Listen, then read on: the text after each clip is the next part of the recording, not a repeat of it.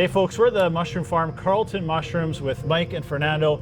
These brothers have been working very hard trying to expand their mushroom operation, helps feed Canadians, helps feed people around the world, but they've become extremely frustrated with their input costs and the cost of the Liberal NDP carbon tax, which is making their profitability and their economic viability impossible. Yes, it does require putting a price on things right now so that we can set ourselves up for success in the future. Mike, Fernando, do you guys want to just talk about the impact that this is having on your operation and your ability to stay in business? Well, the carbon tax right now, this past year, will be roughly about $170,000 for the year, just for our natural gas. So that includes our trucks, hidden costs, and our hydro for carbon tax, and then anything that's passed on from the truckers for trucking and transport.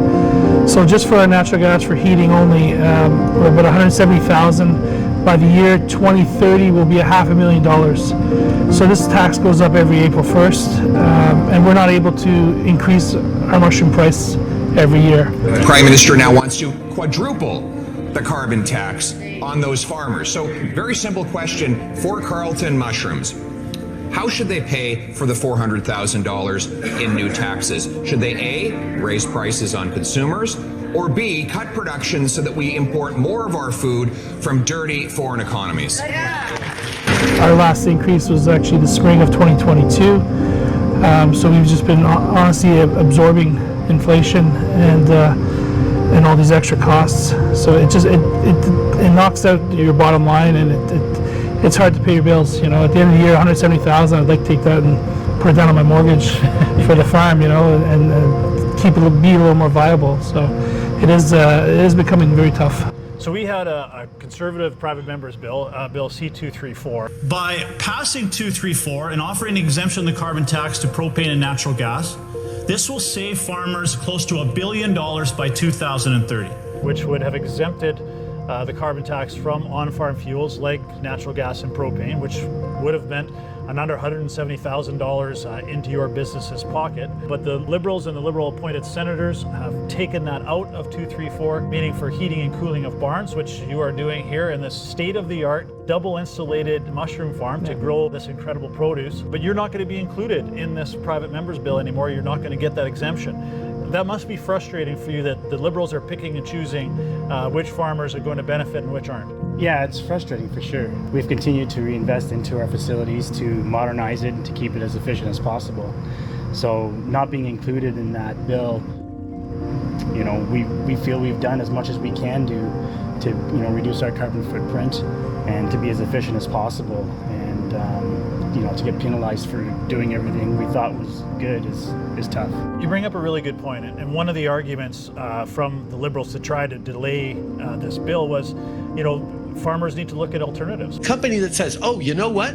I'm going to avoid paying that price by investing in a better type of technology. Well, that just makes sense. Well, if you look at this facility, do you have any other alternatives other than natural gas to power this operation? What would you go to? Well, we were actually with propane before. Right. So back in 2018, we made the decision to invest into a pipeline to bring natural gas to us for our future to stay viable, because the cost of propane was just getting too expensive. So a year later, after we invested $1.8 million into our pipeline, we started getting the carbon tax, which sort of offset our plans of paying our bills. So this is always, you know, this has been going on since 2019. You know, we're trying to pay for this pipeline, and the carbon tax is eroding all that. And to be clear, it came up in the House, and Trudeau had gone out saying that we had gotten money to do that. We're stepping up with significant investments to support innovation in farming and agriculture. We didn't get any money to do that, just to be clear. So Yes. That was 100% our money that we had to invest into being more efficient for our facility. We will reach out to that farms and talk to them about how they can meet the coming challenges in the coming years. We will follow up with them. There are no alternatives.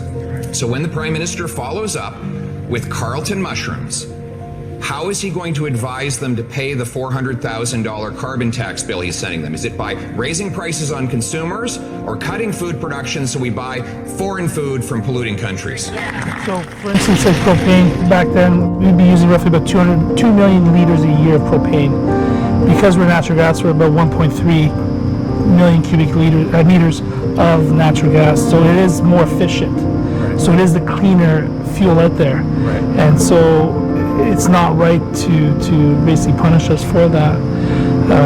We've done other stuff where we've do deliveries 4 days a week. That saves 20,000 kilometers on each of our trucks. We've looked at adopting electric trucks. The range is 250 kilometers. It's not enough for our delivery cycle yet. So we are looking. I drive an electric truck, so I do believe in it, but it's just not there yet. Right. We're utilizing agricultural waste to make our compost, so we use straw, poultry manure. So these are items that aren't creating more carbon. We utilize them in our compost. When we're done growing the mushrooms, that compost there goes into flower beds, potted plants, gardens, so it gets reused. A lot of nutrition still there, so we're not getting any credits whatsoever for what we're doing. So you're really the epitome, the best example of regenerative agriculture, where everything you're using here is being used somewhere else and vice versa.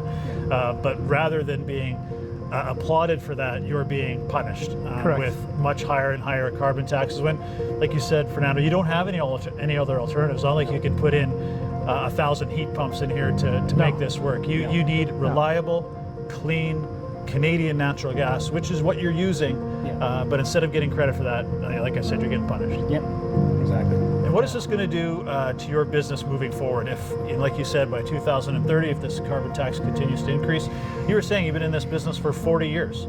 You probably employ dozens of staff. Is this viable long term if these costs continue to go up?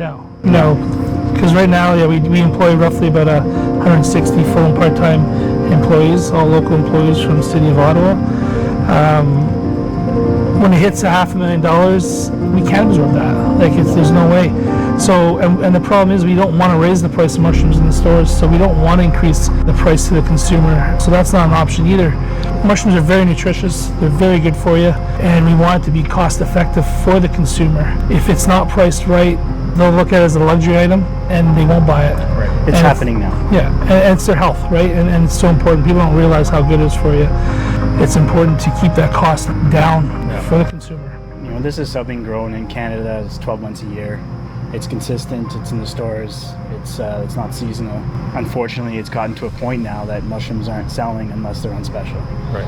And that's also making it really hard for our business to be viable because we don't make as much to pay our bills.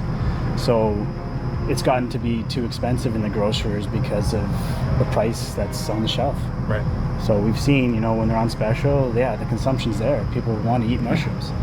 And when they're not on special, people they're picking the necessities in the grocery store because they don't want to spend the extra on the mushroom.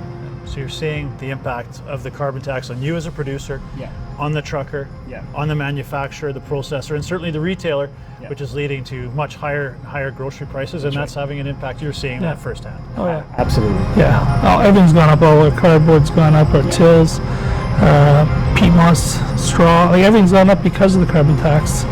And so it's a snowball effect. Every aspect of your supply chain and your input. So over the last several weeks, we've been highlighting the stories from farmers right across Canada, the impact the carbon tax is having on their operations and their ability to provide affordable, nutritious food grown right here and produced right here in Canada to consumers right across this country. And every single time, the Liberals find a new way to use the hammer and the stick on farmers, whether that's the carbon tax, capital gains changes to the plastic packaging. All these are driving up costs on farmers that are making it impossible for them to stay in business and for us to preserve the integrity and the economic viability of the family farm. Pierre Poilievre government, the first bill that we put forward will be to scrap the carbon tax.